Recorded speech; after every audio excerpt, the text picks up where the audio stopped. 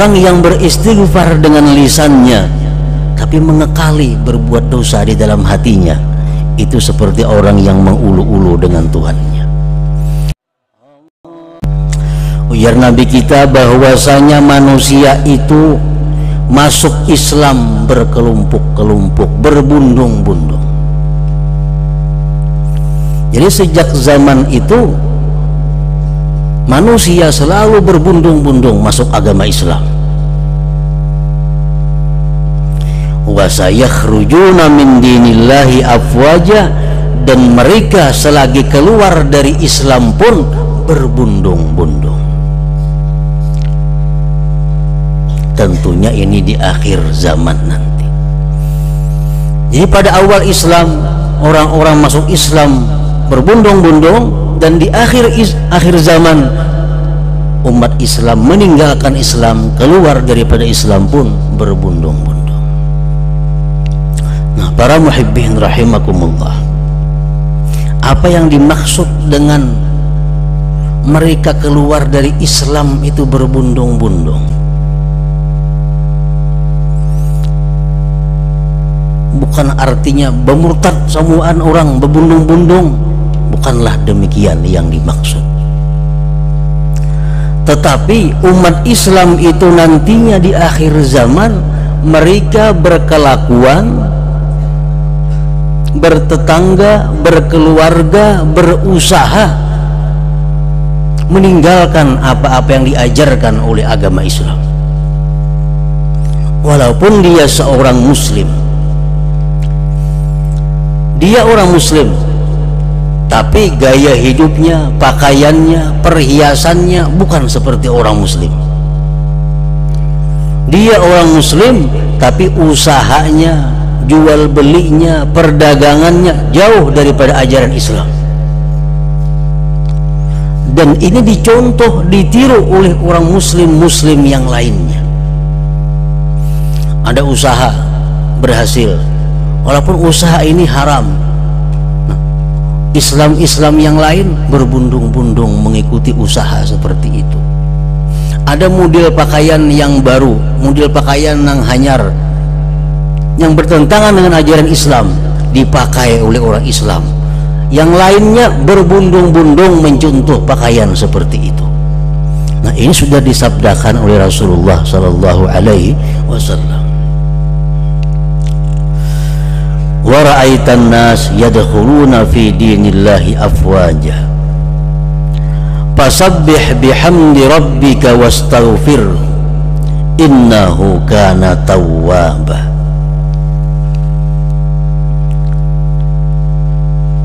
Bertasbihlah engkau wahai Rasul dengan memuji Tuhan engkau dan mintalah ampun kepadanya, sesungguhnya Allah itu maha menerima tobat. Nah, dalam ayat yang ketiga ini Allah memerintahkan kepada Nabi kita 3 perkara. Yang pertama, fasabbih bihamdi rabbika wastaghfir. Pertama, fasabbih, bertasbihlah engkau wahai Rasul. Yang kedua, pujilah Tuhanmu wahai Rasul. Yang ketiga, mintalah ampun kepada Tuhan wahai Rasul, sesungguhnya Allah itu maha menerima tobat. Nah, pertama ini Allah memerintahkan kepada Rasul bertasbih,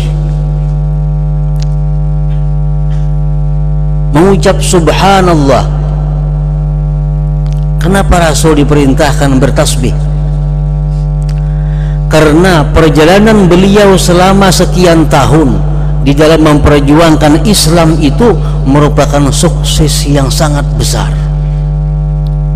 Peperangan demi perang dimenangkan oleh Rasulullah, pertolongan demi pertolongan diterima Rasulullah, sehingga dalam waktu yang sekian singkat berhasil menyebarkan Islam di Jazirah Arab. Ini merupakan sesuatu yang luar biasa sehingga beliau diperintahkan bertasbih. Kan kita kalau melihat yang ajaib, yang menakjubkan, kita disuruh mengucap subhanallah, maha suci Allah. Nah, Rasul pun demikian. Kemudian pujilah Tuhan, karena semua yang terjadi itu merupakan pertolongan daripada Allah Subhanahu wa ta'ala. Dan mintalah ampun kepada Allah kalau kurang tasbih itu, kalau kurang pujian itu daripada yang semestinya. Innahu kana tawwaba, sesungguhnya Tuhan Allah Subhanahu wa ta'ala itu menerima tobat. Nah, para muhibbin rahimakumullah, para ulama tafsir menjelaskan kenapa di dalam ini ayat innahu kana tawwaba, tidak ghaffara. Mestinya kan wastaghfirhu innahu kana ghaffara, minta ampunlah kepada Allah, Allah Maha Pengampun. Nah, mestinya macam itu. Tapi di sini bukan demikian. Allah mengatakan mintalah ampun kepada Allah, sesungguhnya Allah itu menerima tobat. Mintalah ampun kepada Allah, Allah menerima tobat. Nah, berarti di dalam ayat ini ada perintah yang tersembunyi. Perintah itu adalah bila mana kita minta ampun kita kepada Allah, kita mesti tobat, mesti menyesal atas perbuatan dosa-dosa yang kita lakukan. Kalau di mulut dimuntung aja astagfirullahaladzim, astagfirullahaladzim, tapi di hati kadang menyesali perbuatan dosa yang dilakukan, itu Allah kadang berkenan menerima. Bahkan kalau kita masih melakukan satu kemaksiatan, tapi kita di mulut mengucap astagfirullah, itu disamakan dengan mengulu-ulu Allah Subhanahu wa ta'ala. Sebuah hadis menyatakan al-mustaghfiru bilisanih al-musirru biqalbih kal mustahzi birabbih. Orang yang beristighfar dengan lisannya tapi mengekali berbuat dosa di dalam hatinya, itu seperti orang yang mengulu-ulu dengan Tuhannya. Jadi kalau istighfar itu ingin bermanfaat, istighfar ingin diterima Allah, mesti dibaringi dengan tobat. Makanya di sini Allah berfirman wastaghfirhu innahu kana tawwaba, minta ampunlah kepada Allah, sesungguhnya Allah Maha menerima tobat. Jadi kalau kita di mulut astagfirullahalazim, aku minta ampun kepada Allah sambil menyesali dosa-dosa yang dilakukan, nah maka itu termasuk di dalam ayat ini. Allah maka Maha menerima tobat hambanya itu. Para muhibbin rahimakumullah, jadi fasabbih bihamdi rabbika wastaghfirhu, itu akan tercakup di dalam kalimat subhanallah wa bihamdih astaghfirullah wa atubu ilaih. Begitu ayat ini turun, Rasulullah mengucap subhanallah wa bihamdih astaghfirullah wa atubu ilaih. Nah, karena itu perintah Allah, bertasbihlah kepada Allah, sucikanlah Allah, pujilah Allah, minta ampunlah kepadanya dan tobat kepadanya. Bila mana kita mengucap subhanallah wa bihamdih astaghfirullah wa atubu ilaih, maka itu merupakan bentuk pengamalan daripada ayat yang ketiga di dalam surah ini. Para muhibbin rahimakumullah, di dalam tafsir Al-Qurtubi disebutkan manakala turun surat An-Nasr ini dan Rasulullah membacakan ini surah di hadapan sahabat-sahabat beliau. Di situ ada Abu Bakar, ada Sayyidina Abu Bakar, Sayyidina Umar, Sa'ad bin Abi Waqqas, Sayyidina Abbas. Fafarihu wastabsharu, mereka gembira mendengar surah ini. Wa bakal Abbas, cuma Abbas yang menangis. Paman Rasulullah menangis mendengar Rasulullah membaca surat ini. Sedangkan sahabat lain tertawa gembira, karena ini ayat menceritakan pertolongan, kemenangan, orang-orang berbondong-bondong masuk Islam. Sayyidina Abbas menangis Faqala lahu Nabi sallallahu alaihi wasallam, ma yubkika ya am, kenapa engkau menangis wahai pamanku? Kata Rasulullah, Abbas pamannya Rasulullah sallallahu alaihi wasallam.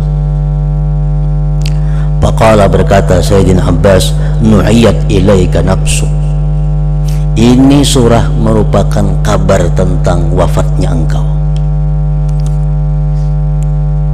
Abbas mengetahui bahwa ayat ini merupakan berita bahwa engkau akan dipanggil oleh Allah dalam waktu yang tidak lama lagi. Faqala, berkata Rasul, innahu kama qulta, memang demikian wahai Abbas, wahai paman. Sebagian ahli tafsir mengatakan 60 hari sesudah surah ini Rasulullah wafat, ada yang mengatakan 80 hari. Siti Aisyah radhiyallahu anha,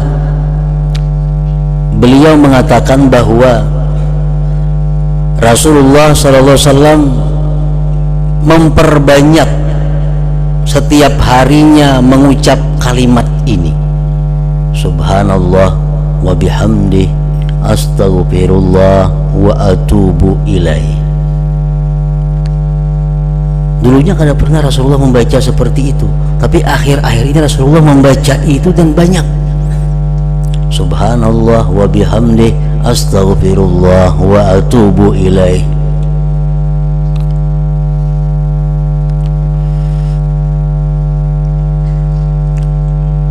Aisyah berkata, ya Rasulullah, araka tuksiru min qawli subhanallah wa bihamdih, astaghfirullah wa atubu ilaih. Ulun lihat engkau wahai Rasul banyak sekali membaca subhanallah wa bihamdih, astaghfirullah wa atubu ilaih.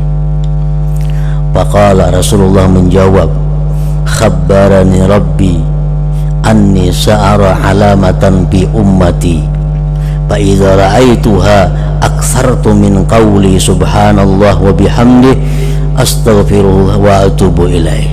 Faqad ra'aituha idza jaa nasrullah wal fath. Ujar Nabi kita, Allah Tuhanku mengkhabarkan kepadaku bahwa aku akan melihat tanda-tanda pada umatku.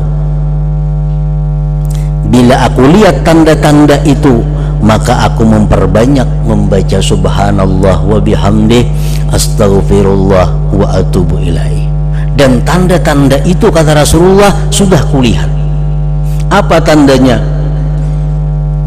Idza jaa nasrullahi wal fath wa ra'aitan nasa yadkhuluna fi dinillahi afwaja fasabbih bihamdi rabbika wastaghfirhu innahu kana tawwaba. Nah, para muhibbin rahimakumullah, para ulama menyimpulkan daripada ini bahwa untuk orang-orang yang sudah mendekati kematian, macam Rasulullah itu umur segini sudah 63 tahunan waktu itu. Nah, artinya orang-orang yang sudah berumur 63 tahun, alangkah baiknya mereka itu mencontoh Rasulullah Shallallahu Alaihi Wasallam, memperbanyak membaca kalimat tadi. Kenapa sebabnya? Karena orang-orang yang sudah berumur 63 tahun itu sudah mendekati akhir masa hidupnya, dan berharap dengan kalimat-kalimat yang diucapnya itu dia mati dalam keadaan husnul khatimah. Arti banyak tuh berapakah sehari? 100 kah, 200 kah, 300 kah? Subhanallah wa bihamdih, astaghfirullah wa atubu ilaih. Ini dilakukan oleh Rasulullah Sallallahu Alaihi Wasallam. Nah, nang kada tuha bang, kada salah aja membaca itu. Cuma nang tuha perlu banyak, itu maksudnya. Nang 40, 30 bagus ya membaca.